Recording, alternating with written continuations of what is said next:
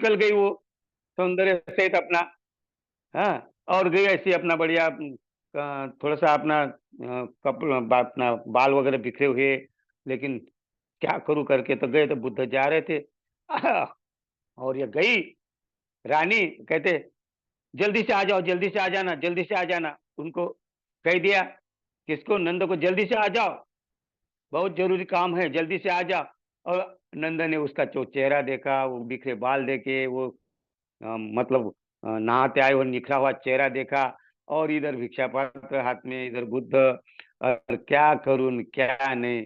और उन्होंने देखा कि उनके शब्द, जल्दी से आ जाओ, कब जाऊँ, अब जाऊँ कि तब जाऊँ, लेकिन मन नहीं हो रहा बताने का। ऐसी फजीती हो गई उस नंद की कि बोल नहीं सकता। इसलिए क्या कहते, इधर इधर कुआँ उधर खाई, किधर जाऊँ भाई? बस इनका बेहाल।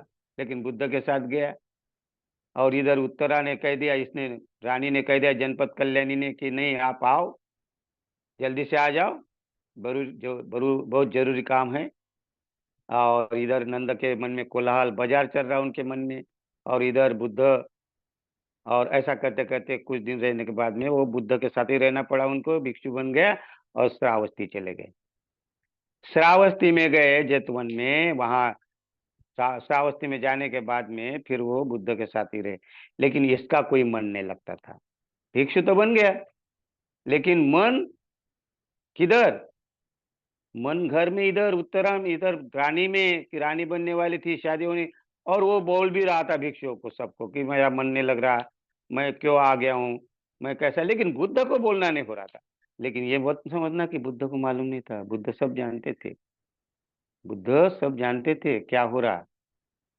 ये भला ही नहीं बता रहा, लेकिन बुद्ध जानते थे, क्योंकि उन्होंने, बुद्ध ने पहले ही देखा होगा उनको कि इसमें अरहत्व के बीज है। अगर उनके नहीं रहते तो बुद्ध उनके पीछे नहीं लगते।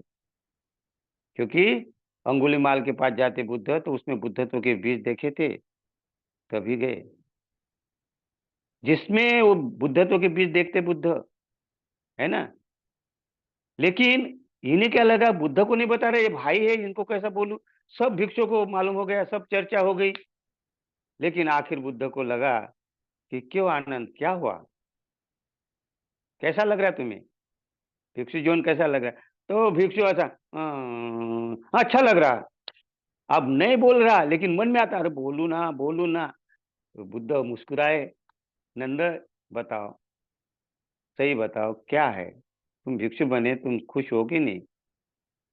तो कितना भी हो, तो वो तो अब पूछ ही रहे, तो थोड़ा-सा लगता है कि हाँ, मन नहीं लग रहा, ऐसा? ठीक है। तो बुद्ध उनको, चलो मेरे साथ में, तो बुद्ध उनको अपने साथ में ले जाते हैं। ऐसे जगह में ले जाते हैं कि वहाँ इतनी सुंदर परिया के समान, जिसको परिया कहते हैं, ऐसी बहुत सारी सुंदर स्त्री की लाइन लगा देते। और वो जो उनकी पत्नी बनने वाली, उससे भी कहीं लाखों सुंदर उससे। और वो ऐसी लाइन लगाते कि बोलते, देख नंद, इसमें ये जो परिया है सब, कितनी सुंदरिया है, देख देख रहे हो ना? बोले हाँ। क्या इन सुंदरी में तुम जिससे शादी कर रहे हैं, वो इतनी सुंदर है? कोई बोले नहीं, वो तो भाई, वो तो कुछ भी नहीं है, ये उनके सामने तो, ये तो बहुत बड़ी, ये तो कुछ भी नहीं हो। तो क्या इसमें से तुमको कोई पसंद है? कौन सी चाहिए? क्या चाहिए? संकोच मत करो, बताओ मेरे को कौन सी चाहिए इसमें से। मैं तुम्हारा बड़ा भाई हूँ, हाँ, बुद्ध हूँ, तू बता कौन सी चाहिए। तो वो बोलते, कौन सी चाहिए? एक चाहिए, दो चाहिए, तीन चाहिए, क्या चाहिए? तो वो चाहिए कि वो चाहिए? तो बोलते ये चाहिए, अपने आप निकल गया मुंह से, ये चाहिए।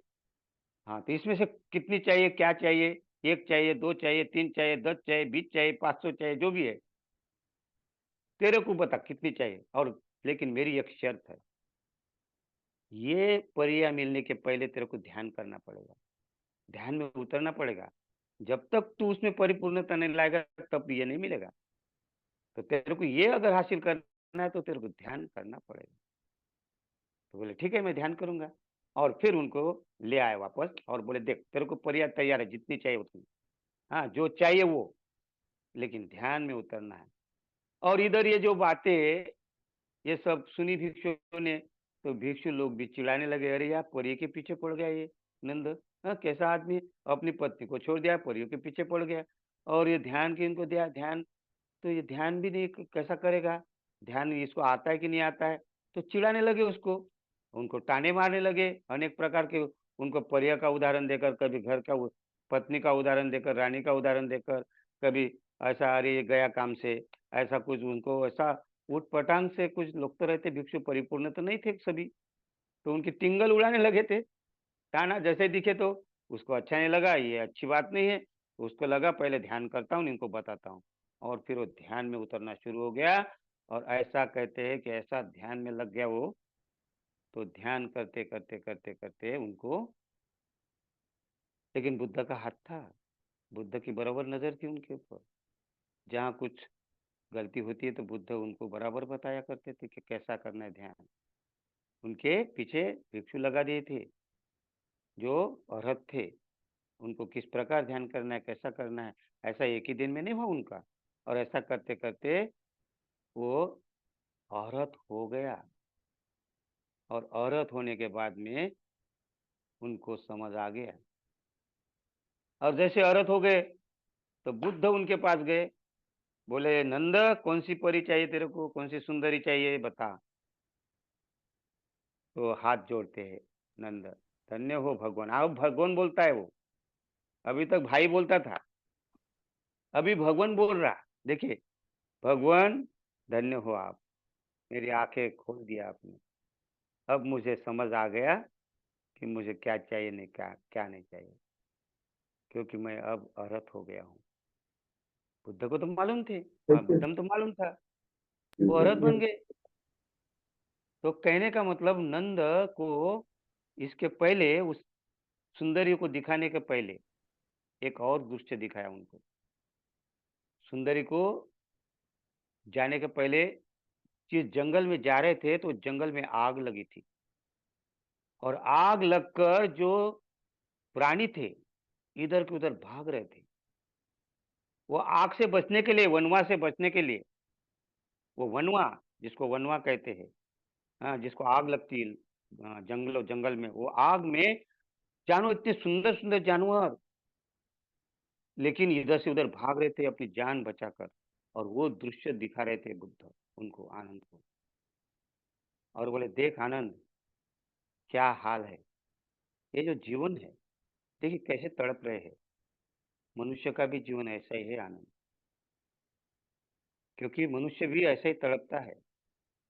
ये जो जानवर तड़प रहे हैं, ये देखिए जो बंदर देख रहे हो, कितना सुंदर बंदर है, देखिए जा रहा और जैसे उसके आग में उसके पास आग आ गई और जलना शुरू हो गया तो उसका जो बदन देखकर उसके सामने उस बंदर को मरते हुए देखा आनंद ने और बुद्ध कहते, "देख आनंद, क्या दशा हो रही है। ये अभी इसके पहले कितना सुंदर दिखाई दे रहा था, कूद रहा था, उड़िया मार रहा था, उछल-कूद कर रहा था, कितना सुंदर था। लेकिन उसके पास तक लावा आ गया, आग का जो वनवा जिसको आग लगी थी, आ गया और उसको जलाकर उसका देखिए वो सुंदर कितना सुंदर रूप था उसका। आदमी का भी ऐसा ही है। आज जो हम दिखाई दे रहे हैं, अभी क्या होगा इसके बाद बता नहीं सकते। और फिर वो वहाँ से सुंदरी को दिखाने के बाद भी फिर उधर से वनवा से आ रहे, तो प्राणी मरे हुए दिखाई दे रहे। जले हुए कर कैसे-कैसे उनके चेहरे दिख रहे थे। कोई तड़पते हुए देख रहा था। क्या प्राणियों का हर्ष देख रहे थे वो नंद को दिखाते-दिखाते बुद्ध कहते, "देख नंद, क्या है ये? ये प्राणी कल तक या अब तक कितने इसके पहले हम जा रहे थे कितने सुंदर से थे, घबराए हुए थे, भाग रहे थे, जा रहे थे लेकिन ये जल कर कैसे तड़प रहे। ये जीवन आदमी का है।" उसके मन में उसका भी प्रभाव पड़ा और वो प्रभाव पड़ा तो आदमी का जीवन ऐसा ही है नंद और उसको भी लेकर फिर बुद्ध कभी-कभी उसके पास जाते थे और कहते थे, "नंद, देख उस सीन को, जिस दिन हम लोग जा रहे थे और क्या हो रहा था। हाँ, ये सारा लावा कैसा जल रहा था।" और नंद को याद दिलाकर, "ये जीवन है नंद, अगर आज अच्छे हैं हम लोग, इसके बाद क्या होगा पता नहीं, सब्बे संखारा अनित्याति अनित्यता है। क्या होगा बता नहीं सकते। इसलिए जो टारगेट है, लक्ष्य है, अगर उसको समझ, ध्यान से समझ और सोतापट्टी फल प्राप्त कर, सकृतागामी फल प्राप्त कर, अनागामी फल प्राप्त कर, अरहत पद प्राप्त कर। इस प्रकार की उसको शिक्षा दे रहे थे। कितना सुंदर। ऐसे उनको उदाहरण देते देते देते बुद्ध ने उसको वहां तक ले गए, अरहत हो गए। वो नंद कितना लालायित था, कितना लगाव था उनका, कि अभी पत्नी और किसी का उनका नहीं है। हम लोग भी ऐसी दृश्य गुजर चुके हैं, हम लोग कुछ गुजर रहे हैं। क्योंकि अगर ऐसा सामना हो जाता है तो हम क्या चुनाव चुनाव करते हैं, किसको चुनते हैं। तो यहाँ हमारी आसक्ति आसक्ति हमें चुन लेती है। हमारी तृष्णा हमें, अगर वो बुद्ध थे करके वो बच गया, हम क्यों नहीं बच सकते। हमारे साथ बुद्ध नहीं है, क्योंकि हम भूल जाते हैं ना। हम बुद्ध को खाली एक मूर्ति के रूप में देखते हैं। अगर बुद्ध में जिंदापन देखे, बुद्ध क्या इशारा कर रहे, क्या बता रहे, अगर हम उनको गहरे तक जाते हैं तो हो सकता है हमें, अगर बुद्ध विहार में बुद्ध की मूर्ति देखते देखते हमारा मन परिवर्तन हो जाए। लेकिन हम उसको किस रूप में देखते, कि एक मूर्ति के रूप में देखते। मूर्ति, लेकिन उसको ऐसा समझो कि जिंदा वो बता रहे हैं। वो जो हाथ अभय मुद्रा का दिखाते, कभी धम्म चक्र प्रवर्तन का दिखा देते, कभी ध्यान मुद्रा का दिखा देते, तो कभी स्पर्श मुद्रा, भूमि स्पर्श मुद्रा का दिखा देते। जरा उसमें चिंतन अगर करते हम, तो निश्चित ही हमारे परिवर्तन बदलाव हो सकता है। तो ये आसक्ति है, ये जो तृष्णा है, वीतक क्या कहते हैं, पमत्थ थित स, क्या कहते पमत्थ स, क्या कहते बुद्ध, वीतक पमत्थ स जंतुनो। बुद्ध क्या कहते हैं, वितक पमथत्स जंतुनो। और जंतुन शब्दों की क्या, बुद्ध कभी कभी धम्मपद में आप देखेंगे बहुत बार जंतुनो शब्द रखते हैं। जंतु, जंतु किसको कहा, जंतु तो हम देखते हैं ना, जो जीव जंतु होते हैं, जो हम लोग अक्सर जंतु किसको कहते हैं, कि जो रेंगने वाले कीड़े मकोड़े, या कीड़े जो सरपटनारे है, हाँ, रेंगने वाले है, नदी में, पानी में, जल में रहने वाले हैं, उसको जीव जंतु कहते हैं हम लोग। लेकिन बुद्ध क्या कहते हैं, जंतु अर्थात मनुष्य को भी, मनुष्य एक जंतु है कहते हैं। उस प्राणियों के समान मनुष्य भी जंतु है। इसलिए ना, जब बुद्ध ये शब्द तब उच्चारण करते हैं कि जब वो मनुष्य मनुष्य नहीं रहता, उसकी हरकतें जंतु की तरह रहती है, तब उनको बुद्ध कहते हैं कि ये जंतु है, मनुष्य जंतु है। सभी जगह नहीं कहा बुद्ध ने, लेकिन कई कई जगह क्या कहते हैं यहाँ, वितक पमथस्स जंतुनो। क्या कहते हैं, वितक पमथस्स जंतुनो। तो इसका मतलब क्या होता है, कि ये घिरा हुआ, पछड़ा हुआ, अधीन, किसके, विकारों के अधीन जब आदमी होता है, आसक्ति के अधीन जब आदमी होता है, तब वो जंतु के समान है। वो किसी की नहीं सुनता। कहते हैं जंतु अगर उनके सामने गए तो काटेगा, है तो काट ही देगा वो कोई सुनता नहीं। तुम बोलो अरे भैया मेरे को मत काट, लेकिन वो काट देगा। अगर उसको लगा काटना है तो काट ही देगा वो। तो बुद्ध कहते हैं कि आसक्ति में पड़ा हुआ आदमी, प्रेम में पड़ा हुआ आदमी, आकर्षण में पड़ा हुआ आदमी, वो देखता ही नहीं, उसको वही धुन रहती है, वो कुछ नहीं देखता इधर कौन है क्या है। उसके लिए वो वहां अगर उसको लड़ाई करना है तो लड़ाई भी कर ले सकता, क्योंकि आकर्षण है सामने। इतना पमत्त होता है, इतना अधीन हो जाता है, इतना गुलाम हो जाता है। और इसलिए बुद्ध कहते हैं कि ऐसे जंतु नहीं बनना है। और ये क्यों बनता है, तो इसलिए कहते बुद्ध फिर यहाँ, ये था गारंग दुच्छन्न उट्टी। क्या कहते, ये था गारंग दुच्छन्न उट्टी सम्मति विच्छति।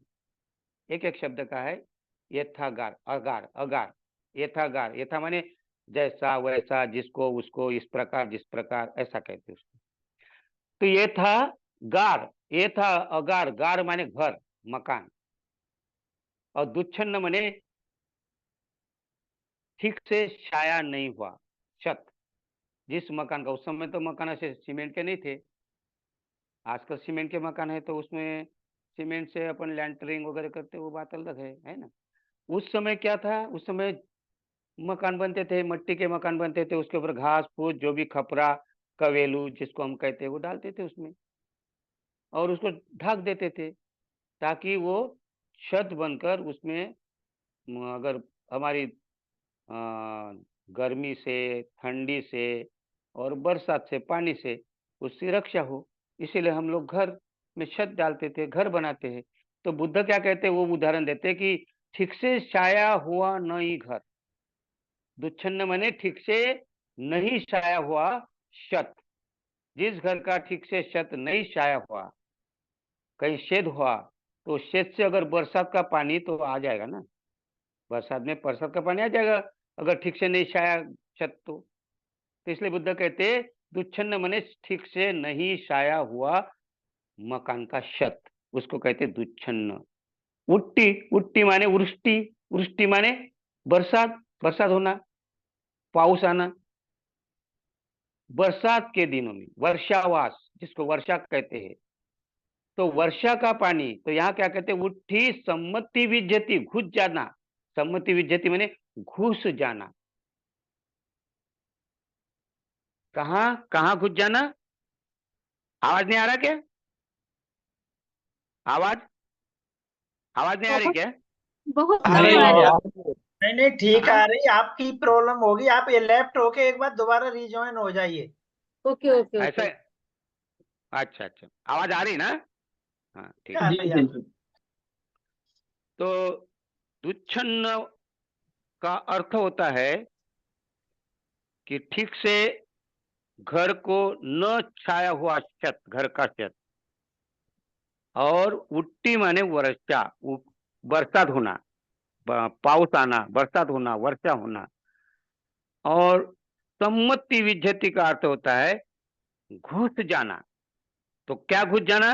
उट्टी, उट्टी माने वर्षा का पानी घुस जाना, उट्ठी सम्मति विज्जति माने बरसात का पानी प्रवेश करना, कहाँ? घर में घुस जाना। तो इसको कहते हैं यथागारंग, जिस प्रकार घर में, क्या है यथागार माने जिस प्रकार घर में ठीक से छाए नहीं नहीं छाए हुए छत में जिस प्रकार वर्षा का पानी, बरसात का पानी घर में प्रवेश करता, घुस जाता है, उसी प्रकार एवं पी, क्या कहते, एवं पी अभावितं चित्तं न, क्या कहते, एवं पी, क्या कहते, एवं पी माने उसी प्रकार अभावितं चित्तं, चित्त माने मन, चित्त, और अभावित माने भावना, अर्थात ध्यान नहीं करना। तो ध्यान नहीं करने वाला चित्त, उसी प्रकार जो ध्यान नहीं करते उस चित्त में राग सम्मति विज्जति, राग, क्या कहते, राग सम्मति विज्जति, अर्थात राग उस चित्त में घुस जाता है। किस चित्त में घुस जाता है? जो ठीक से नहीं उठा, जिस ध्यान नहीं करता। जिस घर में, जिस जिस मन में ध्यान नहीं है, जो ध्यान नहीं करता ऐसा चित्त, तो जो चित्त ध्यान नहीं करता, अर्थात ध्यान रहित चित्त में राग ऐसा ही घुस जाता है जैसा शब्द ठीक से नहीं छाए हुए घर में पानी घुस आता है, बरसात का पानी। तो यहाँ उनका उदाहरण दिया है बुद्ध ने। ये नंद को कही हुई गाता है, जब नंद अरहत होता है और सारे भिक्षु आ जाते हैं, और फिर नंद को पूछते हैं कि कैसे है नंद, कौन सी परी चाहिए, कौन सी सुंदरी चाहिए, सारे भिक्षु है। और फिर नंद को, सारे भिक्षु को लगता है कि अभी बुद्ध भी उनको चिढ़ा रहे हैं क्या, क्योंकि वो सब तो भिक्षु ये नहीं थे, अरहत नहीं थे, तो उनको ऐसा लगता कि उनके इसी नजर से देख रहे थे। इसलिए बुद्ध ने कहा कि नहीं, अब नंद अरहत हो गया है। अभी अभी तक क्या था, उसके घर में, उसके छत में वो राग, अर्थात वो जो आसक्ति थी, राग माने राग माने क्या होता है? आसक्ति, चिपकाव। राग का अर्थ मैंने बताया था, यह क्या कहते हैं? राग को क्या कहते हैं? नंदी राग कहते हैं इसको। कि राग कैसा अंदर घुस जाता है पता नहीं चलता। जैसा नंद पीछे पीछे चल रहा था, हाँ, बुद्ध के पीछे पीछे भिक्षा पात्र लेकर चल रहा था, लेकिन राग उसका क्या कर रहा था कि मैं कब एक पात्र छोड़ूं, कब मैं वो अपने पत्नी के पास जाऊं, कब जाऊं, अब कब बोलूं। लेकिन इधर हिम्मत भी नहीं हो रही, लेकिन अंदर क्या चल रहा था उनके? इसको कहते राग। अंदर उनका ध्यान नहीं था, बुद्ध है तो ठीक है, लेकिन इधर बुद्ध को कैसा अपमान करे, भाई है, बड़ा भाई है, कभी अपमान नहीं किया उन्होंने। हाँ, वो क्या बोलते हो कि बचपन से आदर करते रहा उनका, एक साथ रहे हैं। और अभी तो बुद्ध बनकर आ गए, भगवान बनकर सभी लोग पूजा करते हैं, बुद्ध की वंदना करते हैं। और इतने बड़े महान भाई का कैसा अपमान करूं? लेकिन इधर अपमान नहीं करूं, लेकिन अंदर जो चल रहा था कि मैं कब पत्नी को मिलूं, कब रानी को मिलूं। और रानी का भी वही हाल होता कि उनको जब दास्ताशु ने बता दे कि तुम्हारा गया काम से, वो नंद गया और सही में गया काम से, वो सही में काम से गया था, लेकिन उत्तरा भी आ गई उसको आकर्षण करने के लिए, उसको वैसी आ गई ताकि वो मेरे को देखकर ही तो उसका मन और भी आकर्षित हो जाए। इसको कहते हैं राग। और ये राग कैसा घुस जाता है? क्योंकि ध्यान नहीं किए गए तो चित्त को क्या, उसको ट्रेनिंग नहीं मिलता ना, तो चित्त किधर भागेगा? तो राग की तरफ ही भागेगा। तो राग ऐसा घुस जाता है पानी की तरह, वैसे चित्त में, कौन से? ये चित्त रूपी घर में ऐसा ही घुस जाता है जैसा पानी उसमें घुमा। तो राग माने क्या होता है? तो राग माने तृष्णा। राग माने तृष्णा। और तृष्णा के बहुत सारे प्रकार है। आ आसक्ति होना, जिसको हम कहते हैं आसक्त, है ना। अभी मैंने कहा है, धियो तन्ना ये पबड्डति। ऐसी तन्ना माने तृष्णा ऐसी घुस जाती है अंदर, पबड्डति बढ़ती जाती है, वो कम नहीं होती। यस्य खो, यस्य खो दल्हंग, दल्हंग माने मजबूत, करोति बंधनंग। ऐसा ये बड़ा बंधन है, इतना बड़ा जाल है, ये जाल से निकल ही नहीं सकता कहते। तृष्णा के जाल से निकल ही नहीं सकता। तो पहली जो तृष्णा है वो है काम तृष्णा। और इसलिए कहा है तृष्णा, क्या कहते हैं? सरितानी। क्या कहते हैं? सरितानी सिने हितानी तो सोमनस्तानी भवंती जंतुनो। यहाँ भी जंतुनो कहा बुद्ध ने, बताइए। इस गाथा में भी क्या कहा? क्या कहा इस गाथा में? क्या कहते हैं? सरितानी सिने हितानी सोमनस्तानी च भवंती जंतुनो। ऐसी ये तृष्णा नदी है कि आदमी इसमें डुबकी लगाता है। क्या कहते हैं? ये डुबकी लगाता है, वो निकलता ही नहीं है, और डुबकी लगाए और बह जाता है।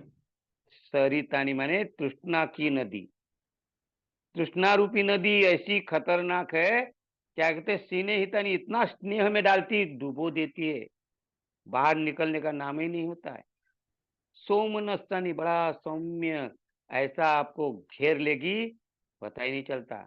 और इसीलिए बुद्ध कहते हैं ऐसे तृष्णा से बचना चाहिए। लेकिन नंद तृष्णा में तो था, लेकिन उसके ऊपर बुद्ध का भी प्रभाव था। बुद्ध को कैसा नाराज करे? देखिए, एक तरफ बुद्ध को कैसा नाराज करे, बुद्ध को नाराज नहीं कर सकता, प्रभाव था। लेकिन बुद्ध ने जान लिया था कि ये औरत पे बीज है, इसके भीतर औरतों के बीज है, थोड़ा सा झटका देना है उसको। और जानते हो, जब बुद्ध ने नंद को ले गए साथ में, तो श्रोतापत्ति फल तो प्राप्त किया था शुद्धोधन महाराज ने, लेकिन वो श्रोतापन्न था, अरहत नहीं था। शुद्धोधन महाराज अरहत नहीं था। तो शुद्धोधन महाराज ने सिद्धार्थ गौतम, उनके लिए वो गौतम बुद्ध बोले, मैं आपको हाथ जोड़ता हूँ, मेरी एक एक निवेदन है आपसे, मेरा एक निवेदन है, मेरा आप एक निवेदन स्वीकार करें।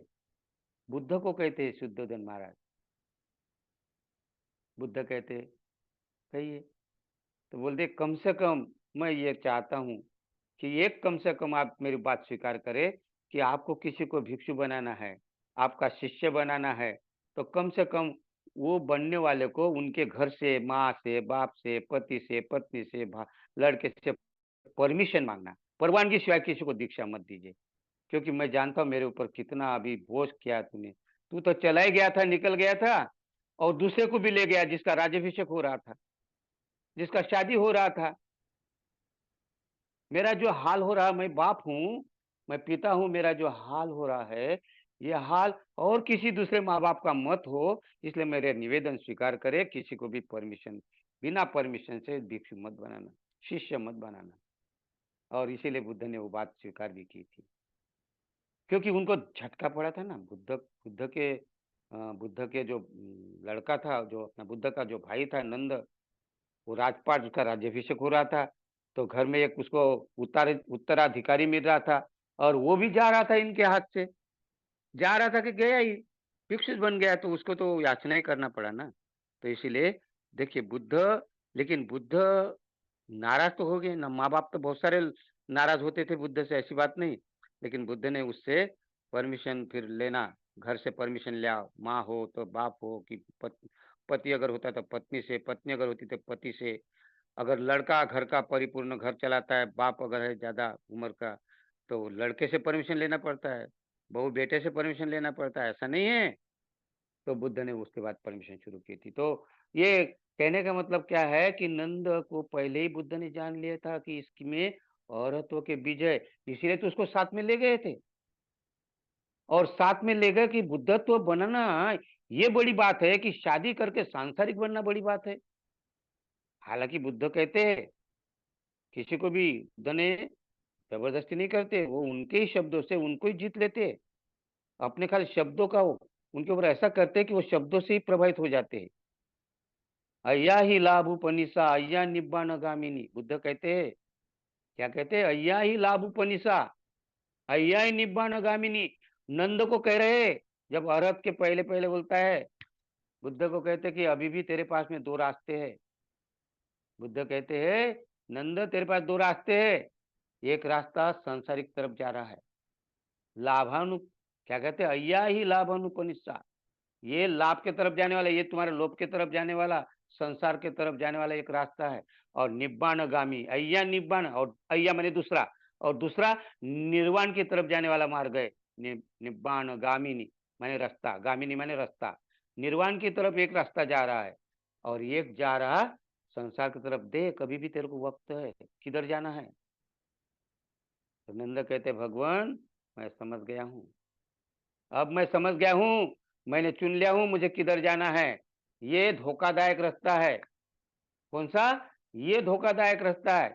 यो इमंग पलिपथंग, बुद्ध क्या कहते हैं, हाँ, या आनंद नंद क्या कहते हैं, ये धोखादायक है रास्ता।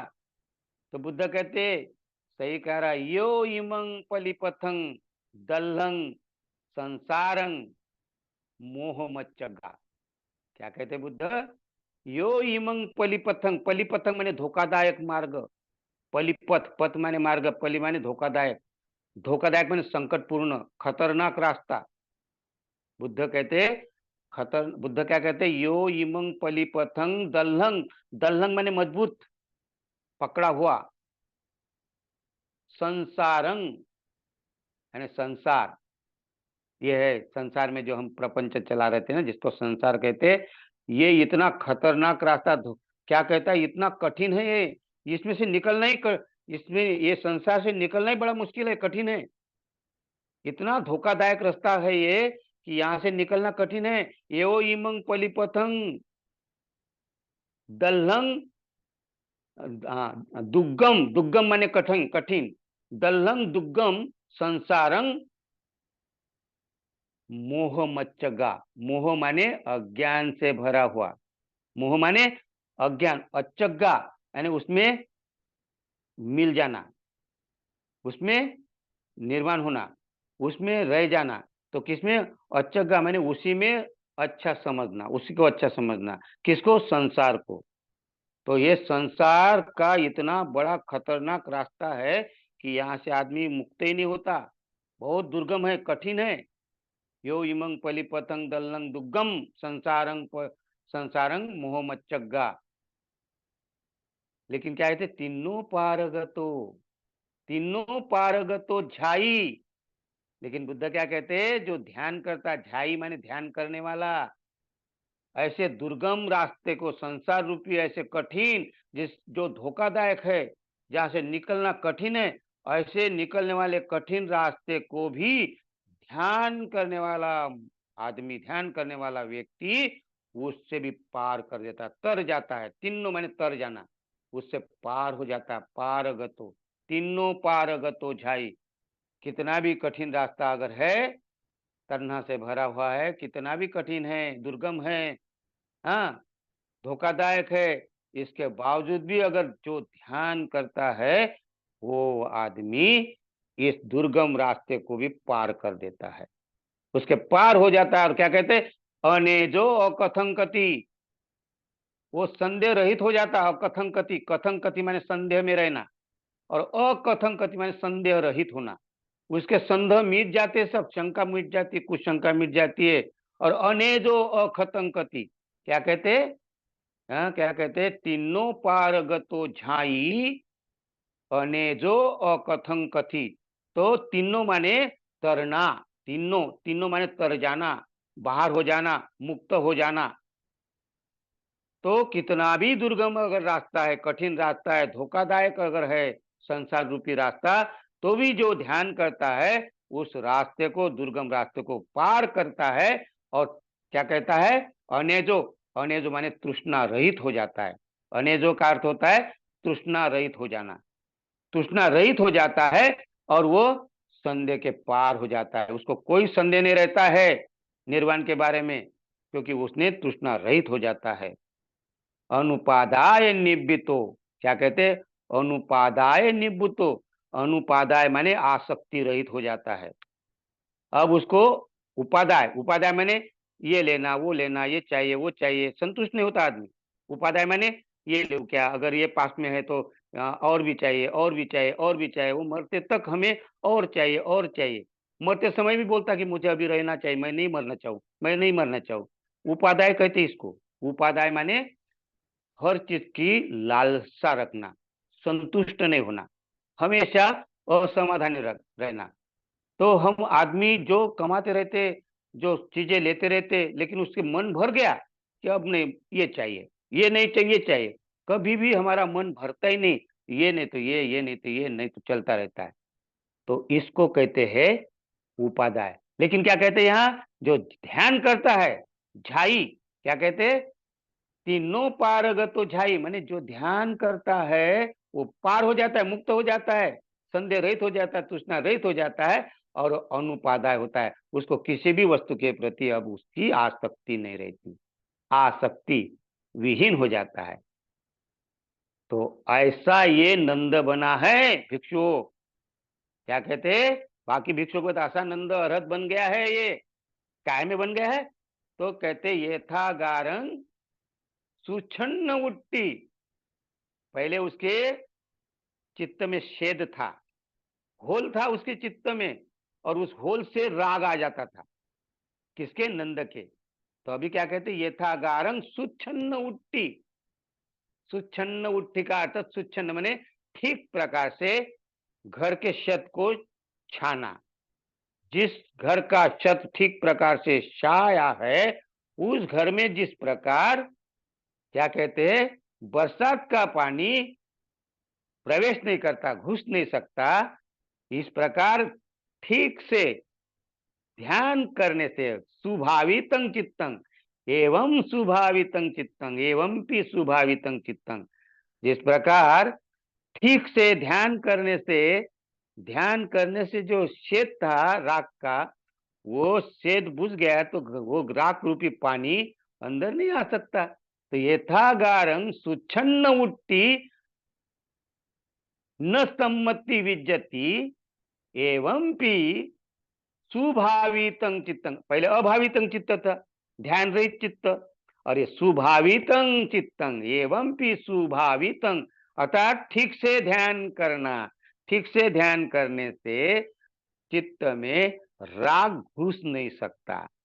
तो अभी नंद ने औरत बन गया। अभी उस नंद ने जो शेद था, तो शेत में शेत था, चित्त में शेत था, राग रूपी जो शेत था उसको उसने बंद कर दिया, और बंद कर दिया तो अब उसमें राग घुस नहीं सकता, और राग घुस नहीं सकता तो वो अरहत बन गया। तो इस प्रकार बुद्ध तृष्णा कैसी घुस जाती है, कहाँ से घुस जाती है, हाँ? तो ये हमारे अंदर कुछ बहुत सारे छेदे रहते हैं। क्या है, हमारे अंदर बहुत सारे छेदे हैं, और एक छेद नहीं है, तृष्णा का छेद नहीं है हमारे यहाँ। तो हमारे ऐसी ईर्ष्या, मत्सर, जलन, गुस्सा, द्वेष, अहंकार, स्पर्धा, छल, कपट, ये बहुत सारे छेद है हमारे चित्त में, और वो उसके कारण वो पानी खूब सारा आ जाता है बरसात का, और चित्त फिर कहाँ से उससे घेरा हुआ रहता है, और घेरा हुआ है तो फिर पानी अंदर घुस जाएगा तो चित्त तो मलिन हो ही जाएगा, है ना? तो हमारा चित्त भी ऐसा ही अगर रखना है तो छेदे वैसे ही रहेंगे। अगर अपने चित्त के राग, द्वेष, मोह, मान, शंका, दुष्टि, मात्सर्य, मुक्षा, माया, शाट्य, मद, सत्काय दृष्टि, मिथ्या दृष्टि, अंतर्गत दृष्टि, दृष्टि परामर्श, सिलवत परामर्श, ध्यान, औद्धत्य, असाध्य, कौचित्य, प्रमाद, विक्षेप, प्रमाद, विक्षेप, ये जो छेदे है, इसको अगर बंद करना है तो हमें ध्यान करना पड़ेगा, और ध्यान से प्रज्ञा निर्माण होती है। कौन से ध्यान से प्रज्ञा निर्माण होती है? आनापान सती से मन विकसित होता है। कौन से ध्यान से? आनापान सती से। आनापान सती से अगर हम धीरे धीरे धीरे धीरे अगर विकसित करते हैं तो प्रज्ञा विकसित होती है, और प्रज्ञा विकसित होती है तो जो छेदा है, जो छिद्र है, हाँ, ये हमारे अंदर के जो छिद्र है, लोभ का, तृष्णा का, आसक्ति का, ये धीरे धीरे बुझ सकता है।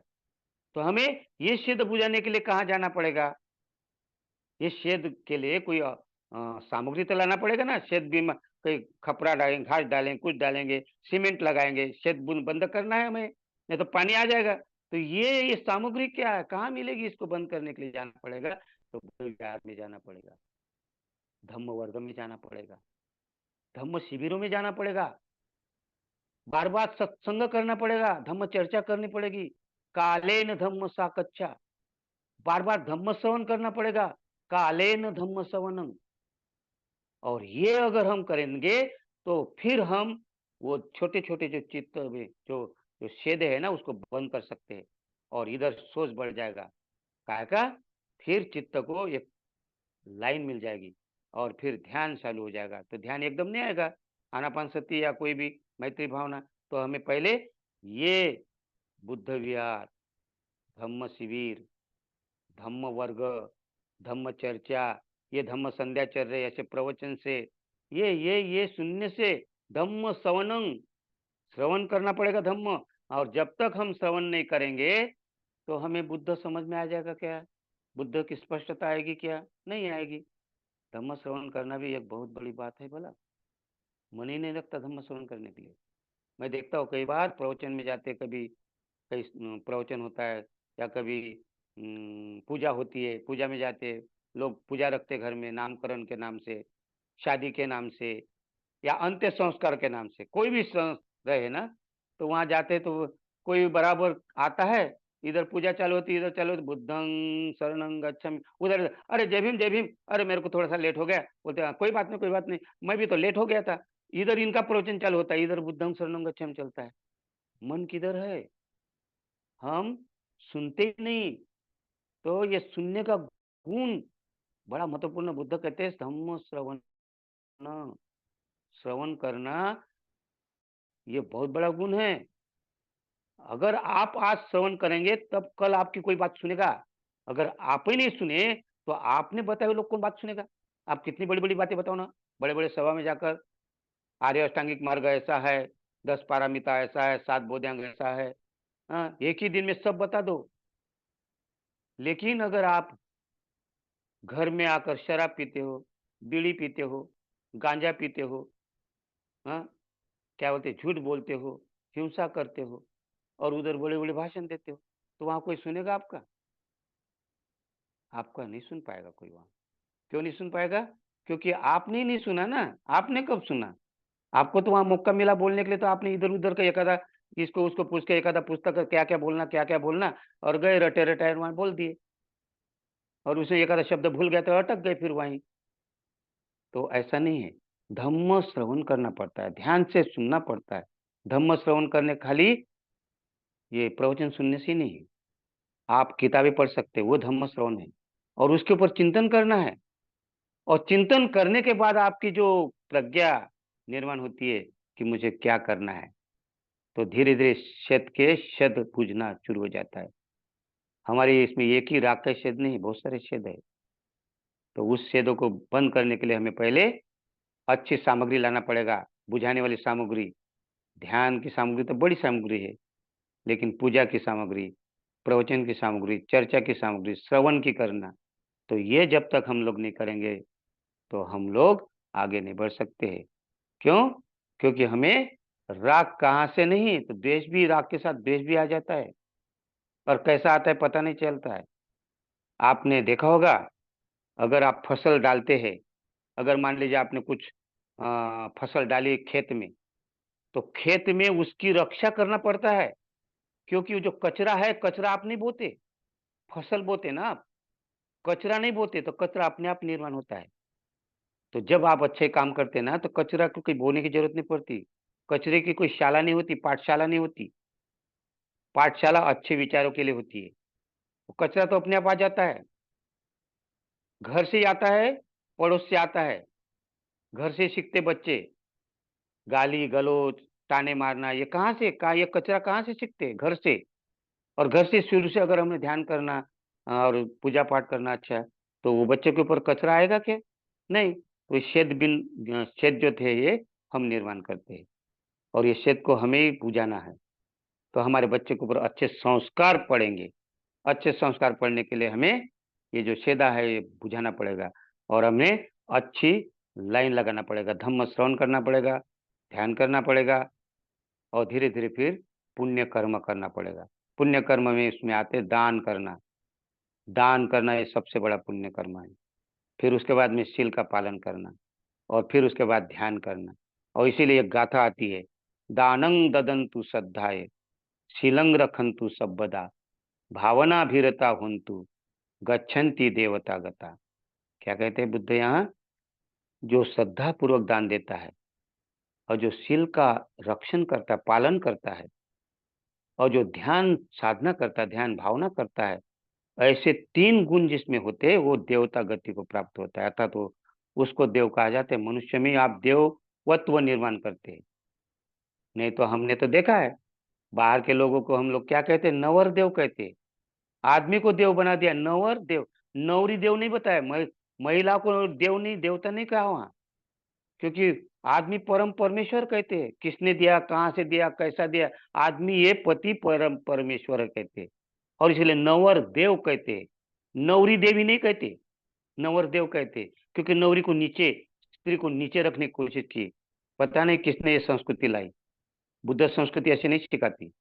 बुद्ध संस्कृति कहते हैं दान ददन्तु श्रद्धाए, श्रद्धा पूर्वक दान करो, और शीलं रखन्तु सब्बदा, शील का रक्षण करिए, अर्थात शील का पालन करिए।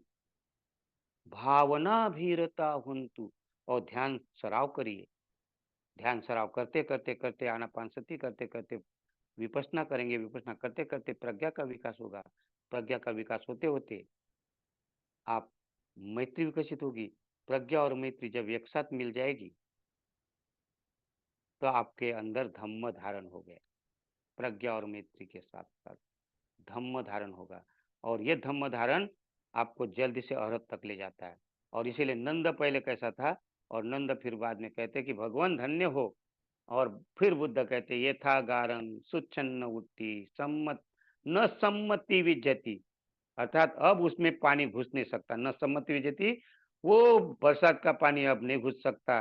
जिस प्रकार अच्छी तरह से छाए हुए घर के छत में वर्षा का पानी घुस नहीं सकता, उस प्रकार अच्छी तरह से ध्यान साधना करने वाले आदमी में राग घुस नहीं सकता, द्वेष भी घुस नहीं सकता, अहंकार घुस नहीं सकता। तो मैंने आपके सामने ये 2 गाथा रखने की कोशिश की। नंद का परिवर्तन हो गया। बुद्ध कितने महान, कितने क्या कहते करुणावान है कि किसको कहाँ से उठा कर लाना है। कपिल वस्तु भी गए दर्शन करने के लिए। बुद्ध को को देखने के लिए सिद्धार्थ गौतम को शुद्धोधन महाराज मिलना चाहते थे, पुत्र को मिलना चाहते थे। उस बहाने से ही सही, लेकिन बुद्ध गए तो खाली हाथ नहीं लौटे वहां से।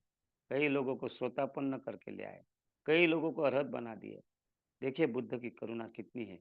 बुद्ध जाते भी है, भला ही वो मुलाकात के लिए जाते हैं, लेकिन वहां से कितना बड़ा एक खजाना लेकर आते हैं कि लोग श्रोतापन्न बन जाते हैं।